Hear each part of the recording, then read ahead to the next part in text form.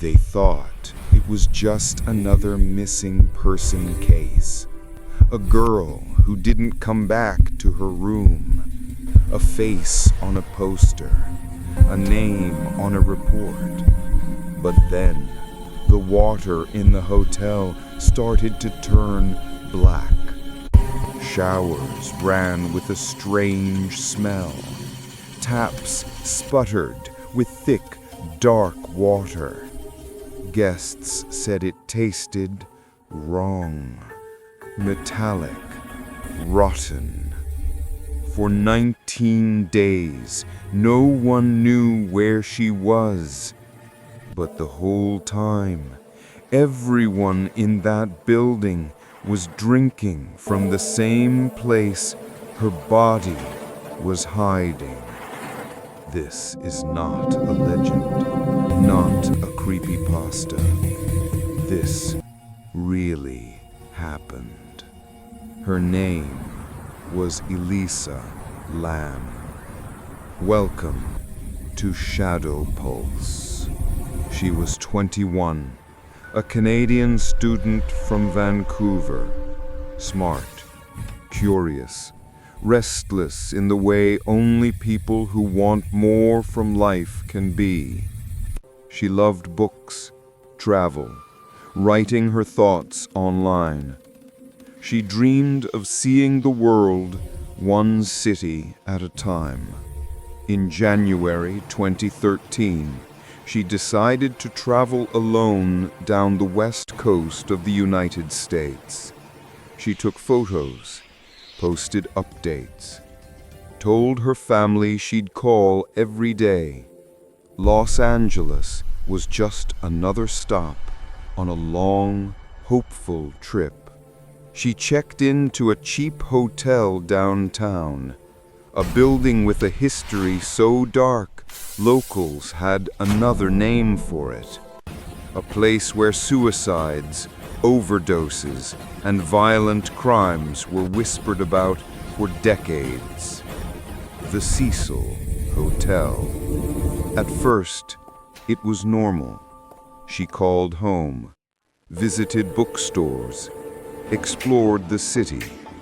Then, on January 31st, the calls stopped.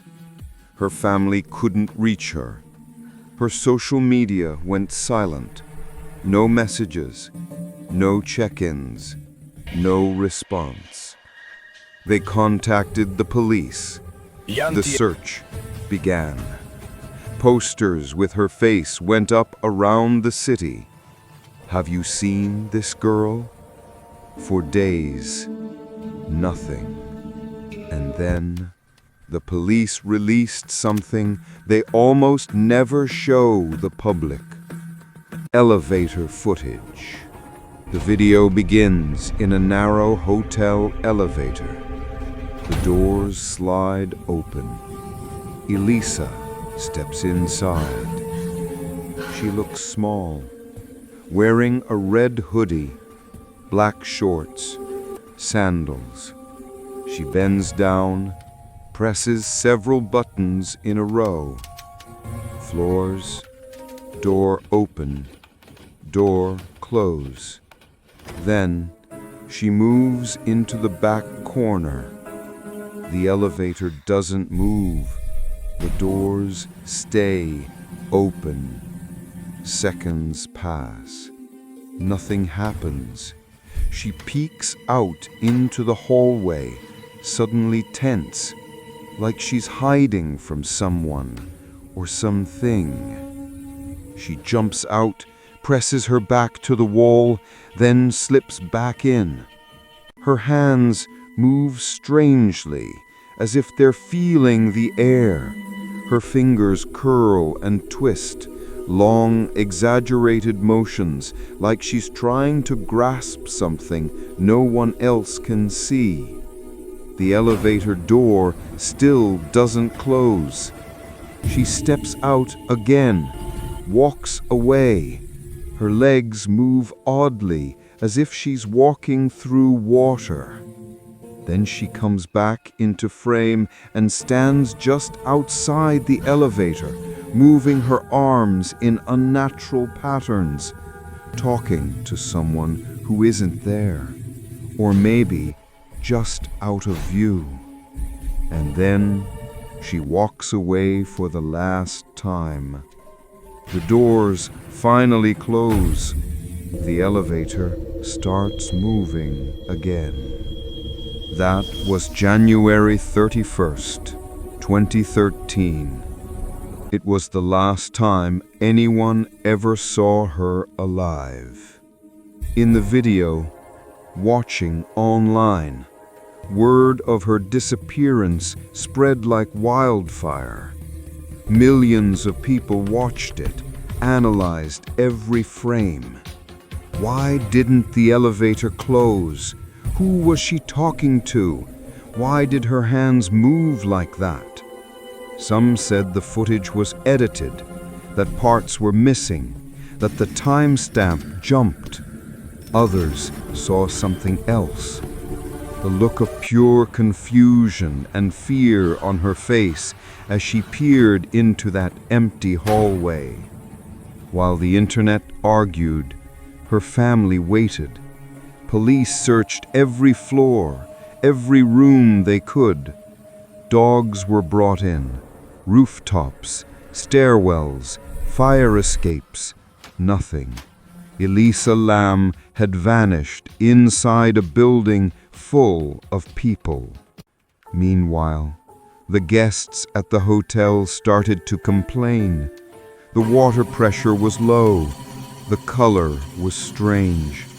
Sometimes it came out dark, brown, almost black.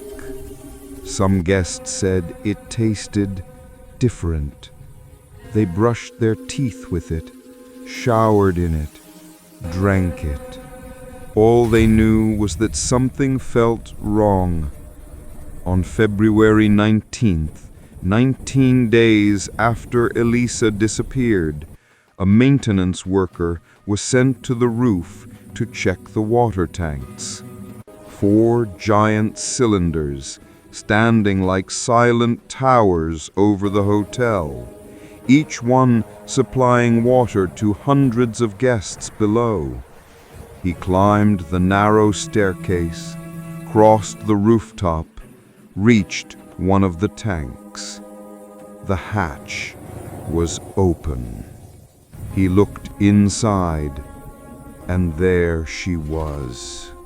Elisa's body floated face up, naked, in the dark water.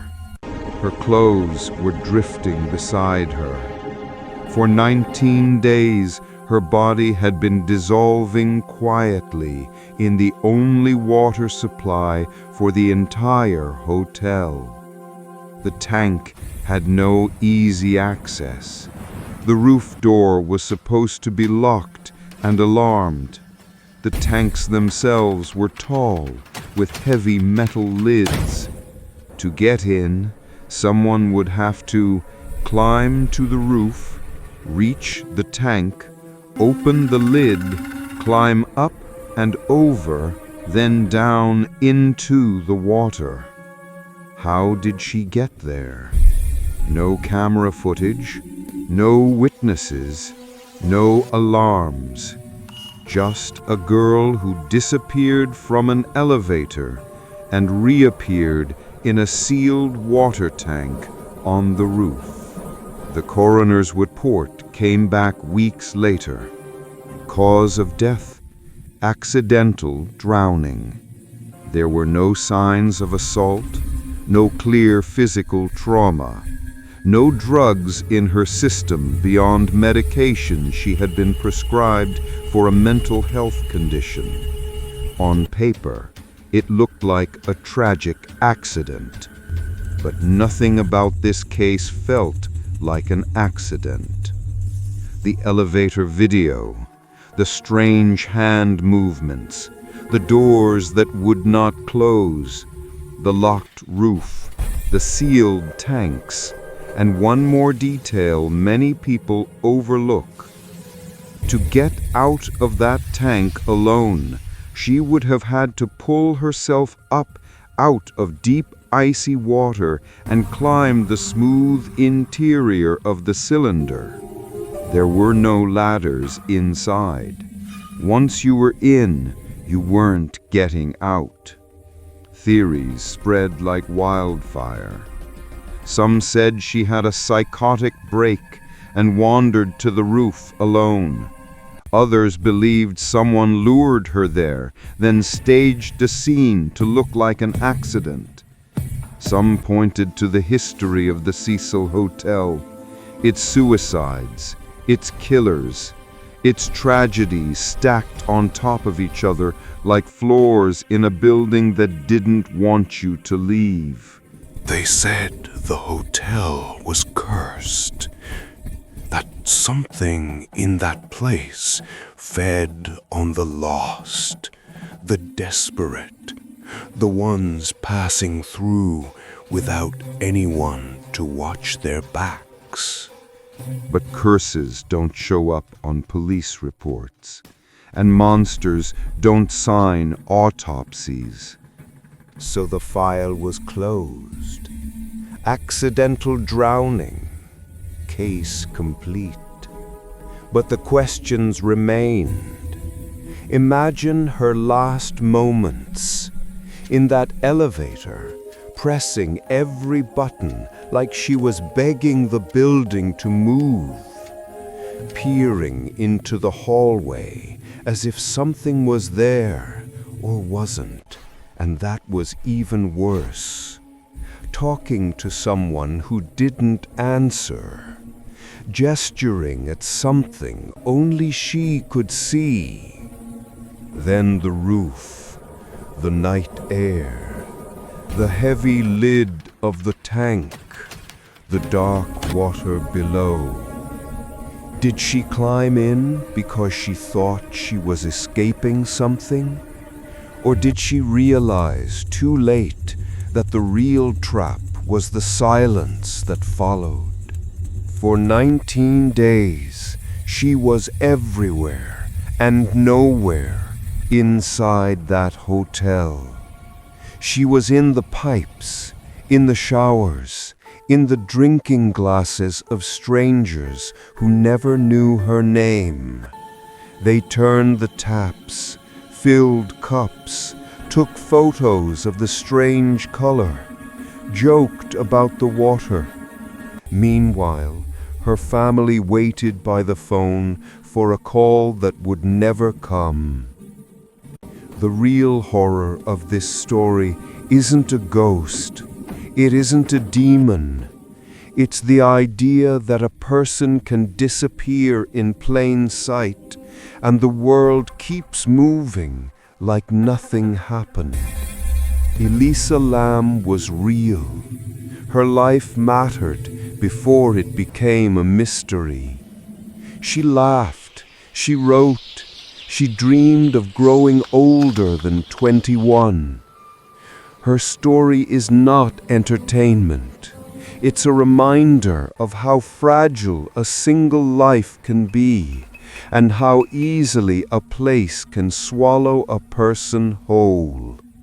If you ever find yourself in an old hotel late at night, stepping into an empty elevator, look at the buttons, look at the door, and ask yourself if the doors stayed open just a little too long.